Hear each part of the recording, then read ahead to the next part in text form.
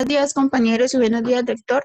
Hoy mis compañeros Jimena Contreras, Angélica Duarte, Guillermo Díaz y quien les habla, Yesel Dávila, les vamos a hablar sobre parto normal, asistencia del parto, parto instrumentado y alumbramiento. Y finalizada esta presentación, se continúa con el parto anormal. Siguiente.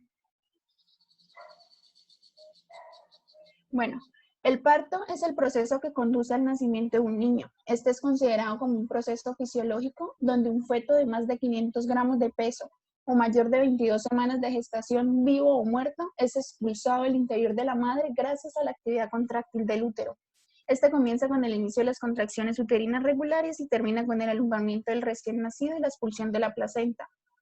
La gravidez y el nacimiento son procesos fisiológicos y por tanto el parto y la llegada del bebé deben considerarse normales para la mayoría de las embarazadas. Siguiente. Hay varias clasificaciones clínicas de los diferentes tipos de parto según el tiempo de gestación y la forma de inicio y según la finalización. Entonces, según la duración, hay tres tipos: el parto a término, el pretérmino y el posttérmino. El parto a término es el que está entre las 37, se produce a las 37 y 41 semanas de gestación, el parto pretérmino a las 28 a 37 semanas de gestación y el posttérmino en la semana 41 en adelante. Siguiente.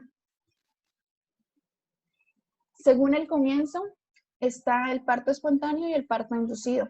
El parto espontáneo es cuando se desencadena el trabajo de parto en forma normal, acorde con los mecanismos fisiológicos materno-gestación. Y el parto inducido es aquel en el que es necesario inducir las contracciones del trabajo del parto mediante medicación exógena. Siguiente. Según la finalización, se encuentra el parto eutóxico y el distóxico. En el eutóxico es un parto normal de inicio espontáneo, con un feto a término en presentación cefálica flexionada, una posición de vértice y finaliza espontáneamente sin haber ninguna complicación en su evolución. Y en el parto distóxico es aquel en el que se necesitan el uso de maniobras o intervenciones quirúrgicas para la finalización del parto. Siguiente.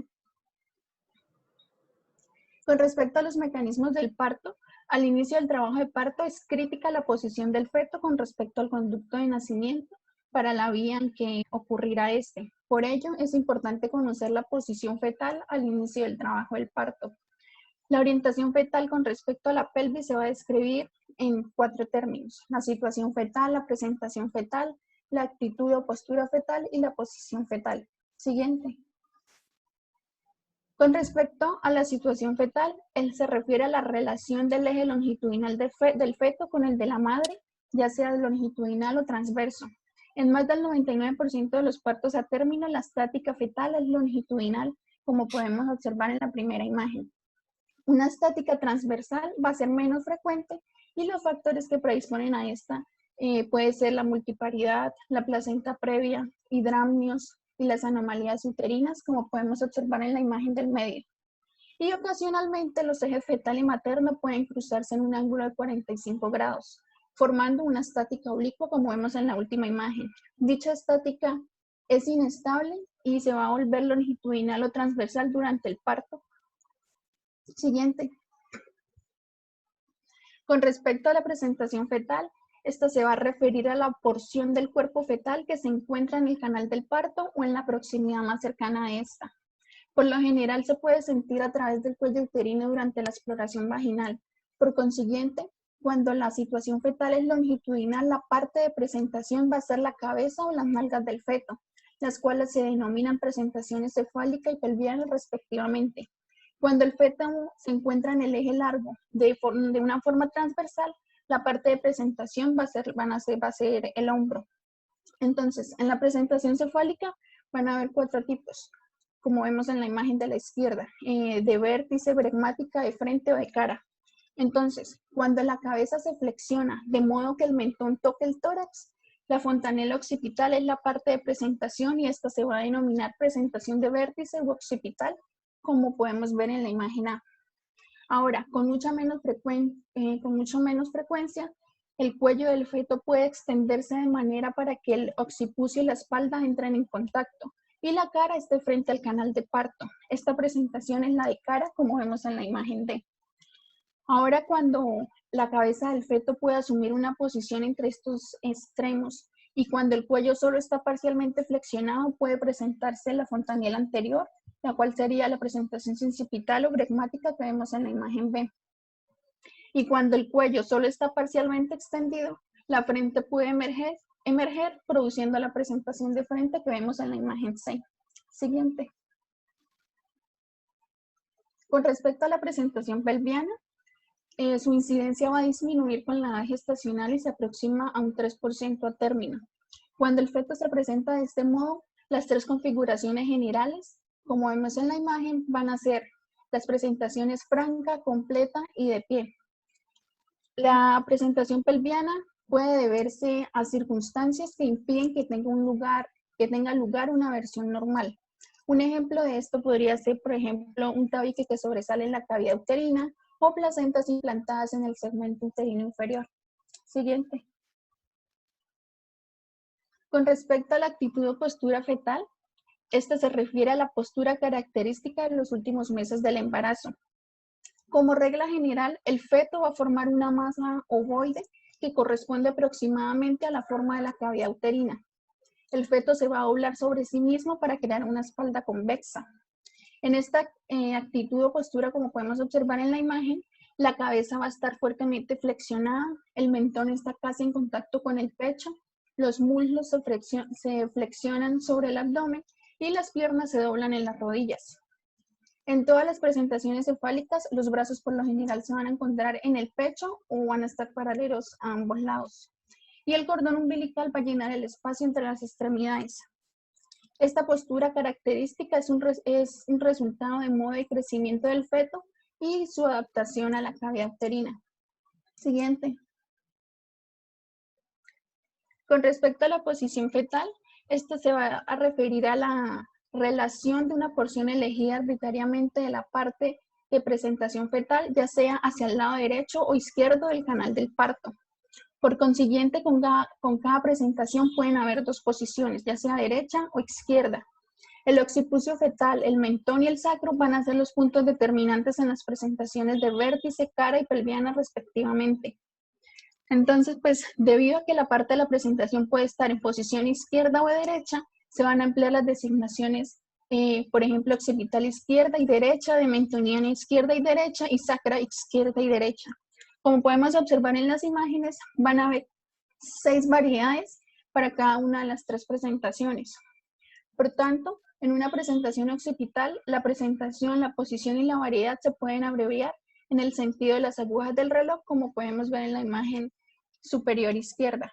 Entonces, en la siguiente imagen podemos ver pues los 6 tipos de variedades que hay para la presentación occipital y entre las que se encuentran en la imagen A, la occipito anterior izquierda, B, occipito posterior izquierda, la C, occipito anterior derecha, la D, occipito posterior derecha y la D, la E, occipito transversa derecha. Aproximadamente 2/3 de todas las presentaciones del vértice van a estar en la posición occipital izquierda y solo 1/3 en la derecha. Siguiente. Siguiente. Bueno, para el diagnóstico ya de la presentación y la posición fetal, se van a usar varios métodos, entre los que se encuentra la palpación abdominal, el examen vaginal, la auscultación, la ecografía. Entonces, se van a poder usar varios métodos para diagnosticar la presentación y pues, la posición. En el examen abdominal se puede realizar de forma sistemática mediante el empleo de las 4 maniobras descritas por Leopold en 1894. Entonces, ¿cómo se debe encontrar la madre? Esta vez se debe encontrar en una posición supina y cómodamente situada con su abdomen descubierto. Con respecto a la primera maniobra, lo que va a evaluar es el fondo uterino. Entonces, el examinador se debe ubicar a la derecha y frente al paciente y se va a palpar con ambas manos el abdomen superior. Esta maniobra busca determinar qué polo fetal es el que se encuentra ubicado, ocupando el fondo uterino. ¿Cómo vamos a diferenciar entre si es el polo cefálico o pélvico? Pues la parte de las nalgas se va a sentir como una sensación de una gran masa nodular, mientras que la cabeza se va a sentir más dura y redonda y va a ser más móvil. Siguiente. Con respecto a la segunda maniobra, va a evaluar la posición. Entonces, esta se realiza cuando las palmas del examinador se colocan a ambos lados del abdomen materno y se ejerce una presión suave pero profunda. Por un lado, se va a sentir una estructura dura y resistente, que es la espalda, y por otro lado se van a sentir las numerosas partes móviles pequeñas e irregulares, que serían las extremidades fetales. Cuando se comprueba si la espalda está en dirección anterior, transversal o posterior, se puede determinar la orientación fetal. Siguiente. Con respecto a la tercera maniobra, esta nos va a ayudar en la confirmación de la presentación fetal. Entonces, con el pulgar y los dedos de una mano, se va a agarrar la parte inferior del abdomen materno justo por encima de la sínfisis del pubis. Si la parte de presentación no está encajada, se va a sentir una masa móvil, que es por lo general la cabeza. La diferenciación entre cabeza y las nalgas se va a realizar como se hace en la primera maniobra. Y con respecto a la cuarta maniobra, esta lo que nos va a ayudar es a determinar el grado de descenso, el encajamiento. Entonces el examinador se va a colocar frente a los pies de la madre y los dedos de ambas manos se van a colocar en los lados de la parte de la presentación, ejerciendo así una presión profunda en dirección del eje de la entrada pélvica. En muchos casos, cuando la cabeza ha descendido a la pelvis, el hombro anterior o el espacio creado por el cuello pueden diferenciarse con facilidad de la cabeza dura. Siguiente. Con respecto al examen vaginal, antes del parto, pues el diagnóstico de la presentación fetal y la posición mediante este examen no es a menudo muy concluyente, porque la parte de presentación debe palparse a través de un cuello uterino cerrado y un segmento uterino inferior. Pero ya con el inicio del trabajo del parto y después de la dilatación cervical, las presentaciones de vértice y sus posiciones se van a reconocer por la palpación de las diversas suturas y fontanelas fetales. Las presentaciones faciales y de nalgas se van a identificar mediante la palpación de los rasgos faciales o el sacro y el perineo fetal respectivamente. Entonces, durante este examen es aconsejable seguir una ruta definida, la cual va a comprender 4 movimientos. Primero, el examinador va a insertar 2 dedos en la vagina y se encuentra la parte de presentación. La diferenciación de vértice, cara y nalga se va a lograr con facilidad. En segundo lugar, si la presentación es de vértice, los dedos se van a dirigir hacia atrás y posteriormente se deslizan hacia adelante sobre la cabeza del feto hacia la sínfisis materna. Durante este movimiento, los dedos se cruzan necesariamente la sutura sagital y su curso lineal está trazado, como podemos observar en la primera imagen. Luego, los dedos van a pasar a lo largo de la sutura al otro extremo de la cabeza hasta que se siente y se va a diferenciar la otra fontanela. A continuación, se van a determinar las posiciones de las 2 fontanelas que se encuentran en cada extremo de la sutura sagital. Para esto, los dedos pasan a la extensión más anterior de la sutura sagital y se examina e identifica la fontanela encontrada allí, como podemos observar en la segunda imagen. Siguiente. La ecografía y radiografía, pues las técnicas ecográficas en sí nos van a ayudar a identificar la posición fetal, especialmente en pacientes con paredes abdominales musculares u obesas. En comparación con los exámenes dactilares, la ecografía para la determinación de la posición de la cabeza del feto durante el parto va a ser mucho más precisa. Siguiente. Con respecto a los mecanismos del parto, entonces, en la mayoría de los casos, el vértice entra en la pelvis con la sutura sagital que se encuentra en el diámetro pélvico transverso. Entonces, el feto va a entrar en la pelvis en posición occipital transversa izquierda en el 40% de los casos y en occipital transversa derecha en el 20%. En las posiciones anteriores, la cabeza va a entrar en la pelvis con el occipucio rotado 45 grados en sentido anterior desde la posición transversa, o la rotación se puede que se lleve a cabo después. En estas presentaciones, el mecanismo del trabajo de parto va a ser similar. Los cambios de posición de la parte que se presentan y los necesarios para pasar a través del conducto pélvico son los que constituyen los mecanismos del trabajo del parto, también llamados movimientos cardinales del parto, los cuales van a ser 7, como podemos ver: el encajamiento, el descenso, la flexión, rotación interna, extensión, rotación externa y la expulsión. Por ejemplo, en el encajamiento va a haber una flexión y un descenso de la cabeza. Va a ser imposible que los movimientos se completen a menos que la parte de presentación descienda de manera simultánea. De forma conjunta, las contracciones uterinas producen modificaciones importantes en la actitud o el hábito fetal, en especial después de que la cabeza descendió a la pelvis.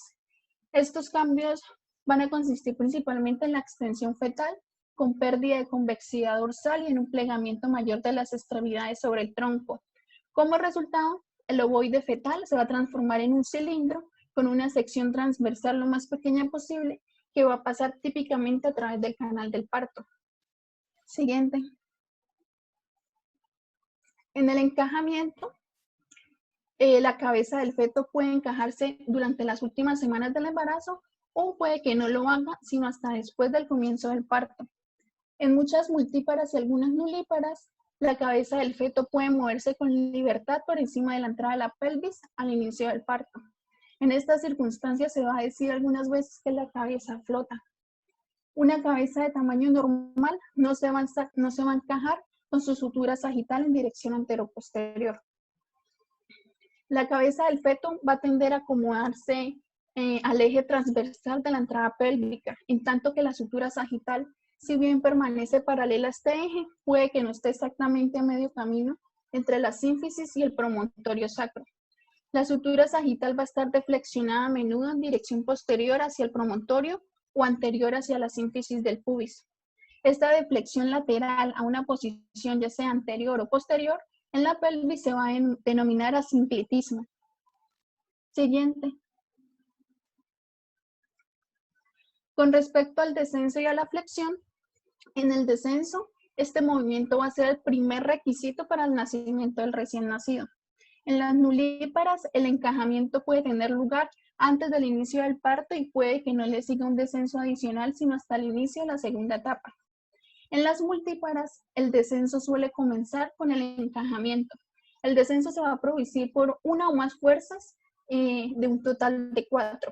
Estas serían, primero, la presión del líquido amniótico, segundo, la presión directa del fondo sobre la pelvis durante las contracciones, tercero, los esfuerzos de compresión de los músculos abdominales maternos y la extensión y enderezamiento del cuerpo fetal.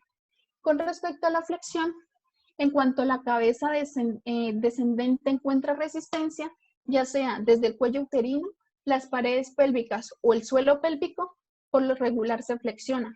Con este movimiento, el mentón se pone en contacto de una forma más cercana con el tórax del feto y su diámetro suboccipitobregmático, apreciablemente más corto, se sustituye por el diámetro occipitofrontal más largo. Siguiente. Con respecto a la rotación interna, este movimiento hace que el occipucio se aleje de manera gradual del eje transversal. Va a haber un giro de la cabeza de manera que el occipucio se mueva hacia la sínfisis del pubis o hacia la concavidad del sacro. La rotación interna va a ser esencial para completar el trabajo del parto, excepto cuando el feto es inusualmente pequeño. Siguiente. Con respecto a la extensión, después de que haya pasado la rotación interna, la cabeza flexionada de forma angulosa va a alcanzar la vulva y va a experimentar una extensión.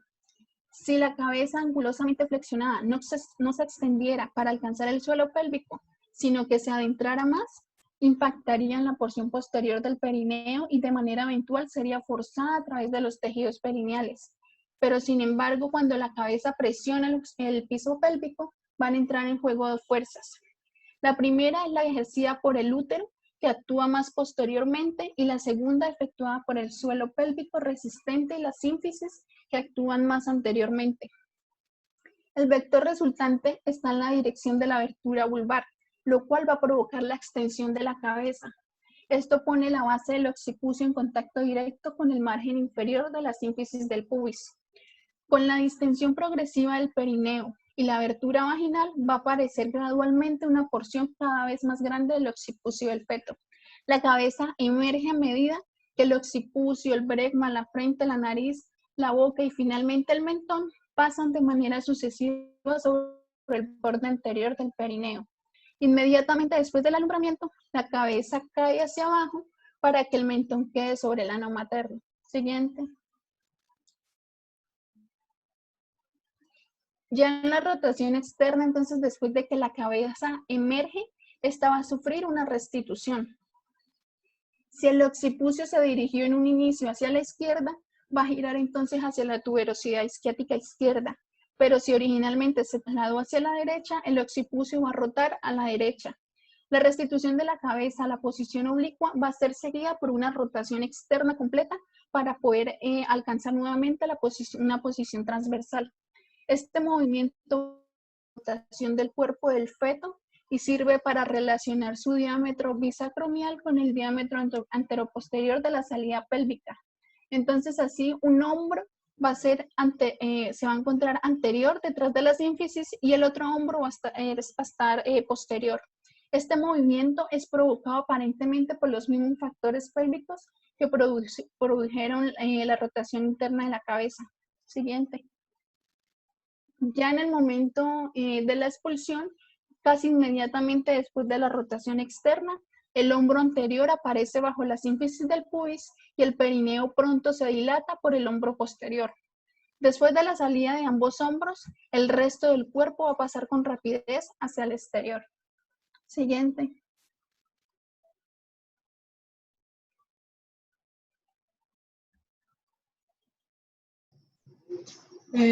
Buenos días. Respecto a la presentación occipito posterior, este se va a dar en un 20% de los partos. Aquí observamos cuando es izquierdo, cuando es derecho, es el más frecuente. Es decir, que el occipucio está posterior cuando debería estar hacia la sínfisis del pubis. Este se asocia con un diámetro pélvico anterior reducido o también se relaciona con una placentación anterior. En la mayoría, pues el mecanismo sigue siendo el mismo que en las presentaciones transversales o anteriores, excepto que pues el occipucio debe rotar internamente hacia la sínfisis del pubis, como observamos aquí, ¿sí? Formando un ángulo de 135 grados. Bueno, ya lo que son las contracciones efectivas, una flexión adecuada de la cabeza y un tamaño promedio del feto, esto va a permitir que esta rotación sea rápida, de manera rápida. Pero del 5 al 10%, esta rotación puede ser incompleta o no producirse. Esto se da es principalmente cuando el feto es muy grande, también cuando presenta contracciones deficientes o una flexión defectuosa, también cuando hay una analgesia epidural. Esto va a disminuir lo que es la presión muscular abdominal, lo que va a llevar a que se relajen los músculos del suelo pélvico y predisponga a una rotación incompleta. Si esta se da, puede que se dé en una detención de plano transversal o también puede permanecer en una posición occipito posterior directa, es decir, en un occipucio posterior persistente. Esto puede llevar a una distosia, es decir, a un parto normal o difícil, o puede llevar a una cesárea. Bueno, respecto a los cambios en la forma de la cabeza, este se da por las fuerzas del parto. Puede presentarse un caput succedaneum o un moldeamiento. El caput succedaneum se da en partos prolongados antes de una dilatación cervical incompleta, es decir, lo que es la porción del cuero cabelludo fetal que se encuentra ya sobre el orificio cervical se dematiza, y esto formando el caput sucedáneo. En forma general, esto debería solo alcanzar unos pocos milímetros de grosor, pero cuando ya son partos prolongados, este puede ser muy extenso, como lo observamos aquí. Ya respecto al moldeamiento, se da es por fuerzas compresivas externas. Algunos se desarrollan antes del parto por unas contracciones conocidas como las de Braxton Hicks. Estas contracciones son esporádicas, que se consideran son como ejercicios de precalentamiento para el útero. En ocasiones se pueden confundir con las del parto. Estas generalmente se van a presentar entre la semana 28 a la 30, pero también pueden iniciar desde la semana 20. Estas se dice que ayudan a tonificar el músculo uterino y ablandar el cervix. El moldeamiento tiene como resultado un diámetro suboccipito pregmático reducido, es decir, menor de 9.5 centímetros, y un diámetro mentovertical mayor a 14 centímetros. Estos cambios son de mayor importancia en pacientes con una pelvis contraída o con presentaciones asinclíticas. La mayoría de estos casos se van a resolver en una semana después del parto, pero pues pueden haber casos que persistan. Bueno, respecto a las características del parto normal, se va a definir el parto como las contracciones uterinas que provocan un desgaste y una dilatación demostrable del cuello uterino. Hay varios métodos para indicar su inicio. Uno de ellos es que sea la hora en que las contracciones dolorosas se vuelven regulares. Tener en cuenta que pues esto en cualquier momento lo que es la actividad uterina puede dar molestias, entonces esto no indica que sea un parto verdadero, puede ser un trabajo de parto falso. Entonces este suele detenerse de manera espontánea o puede proceder con rapidez a contracciones efectivas. Otro método es que el inicio sea a partir del ingreso a la unidad de atención del parto. Este ingreso se va a basar en la extensión de la dilatación cervical junto con contracciones dolorosas. Bueno, una dilatación entre 3 a 4 centímetros o más ya es un umbral para un diagnóstico de trabajo de parto. Bueno, respecto a la primera etapa del parto, según Friedman, esto desarrolló un patrón sigmoideo para indicar lo que es la dilatación cervical según el tiempo. Entonces, él lo dividió en 3. La primera en una división preparatoria, como lo observamos aquí, hay poca dilatación del cuello, pero hay cambios considerables de los componentes del tejido conjuntivo. Aquí esto incluye lo que es la fase latente y la fase de aceleración, que a continuación les voy a explicar. Bueno, la otra división es la división de dilatación. Aquí es cuando avanza rápidamente la dilatación hasta llegar a su pendiente máxima. Y esto, ya la división pélvica, ya es cuando se inicia la desaceleración de dilatación y es donde se presentan ya los movimientos cardinales fetales en presentación cefálica, los mencionados anteriormente. Bueno, ya las fases de dilatación cervical, entonces está la fase latente y la fase activa.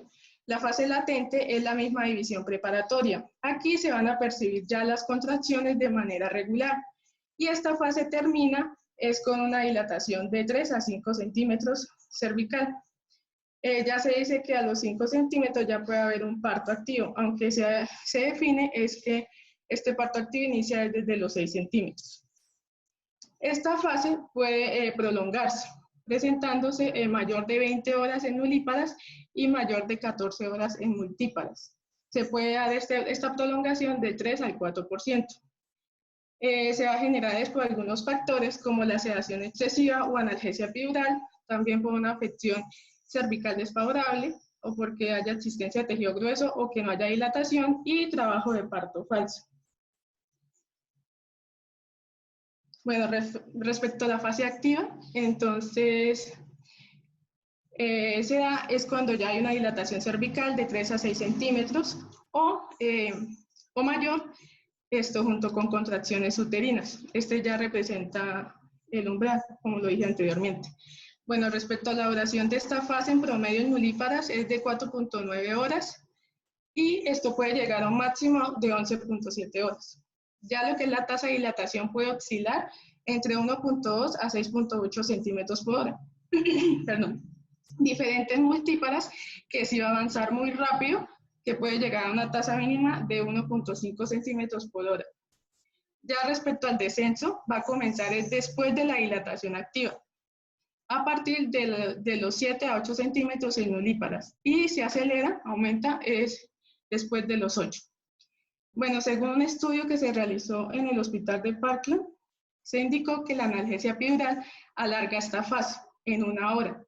¿Qué pasa con este aumento? Que va a resultar en un descenso de la tasa de dilatación cervical, es decir, en 1.4 centímetros por hora en pacientes con analgesia epidural, comparada con 1.6 centímetros por hora sin analgesia. También otros informes señalan que la obesidad materna alarga las primeras etapas del parto, entre 30 a 60 minutos. Y otro estudio indicó que el miedo materno también prolongaba el parto en aproximadamente unos 45 minutos. Bueno, ya con respecto a la segunda etapa del parto, esta inicia con la dilatación completa cervical y finaliza con la salida del feto. En nulíparas tiene una duración de 50 minutos y en multíparas de 20 minutos. Ya cuando sea, es en una paciente de paridad superior, con una vagina y perineo esto ya previos dilatados, con 2 o 3 esfuerzos de expulsión ya es suficiente para que se dé el parto completo. Y también esta etapa se puede prolongar cuando existe una pelvis contraída, un feto muy grande y cuando hay esfuerzos de expulsión afectados por anestesia de conducción o por sedación. También importante que aquí lo que es el índice de masa corporal no va a interferir con la duración de esta etapa.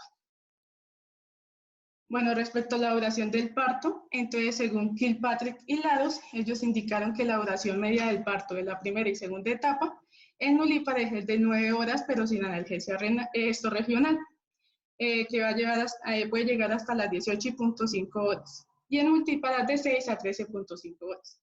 Y definido en el inicio de parto es cuando la mujer, en el momento en que la mujer recuerda las contracciones regulares y dolorosas, cada 3 a 5 minutos con cambios cervicales. Bueno, entonces en general el parto se caracteriza por la brevedad y la variación biológica. Y el parto activo se va a definir, se va a diagnosticar cuando hay una dilatación de mayor o igual a 3 centímetros con contracciones uterinas. En este umbral ya se espera que haya una progresión normal, ¿sí? En las siguientes 4 a 6 horas, pues según esto, la paridad. También cuando hay un progreso anticipado durante la segunda etapa, de 1 a 3 horas, se debe monitorear para garantizar la seguridad del feto. Ya las que se encuentran, la mayoría que se encuentran en trabajo de parto espontáneo, si no son asistidas, darán a luz dentro de las aproximadamente 10 horas después del ingreso. Angélica, hay que reiniciar la charla. Ya se va a acabar el tiempo. Ah, bueno. Listo, la reinicio.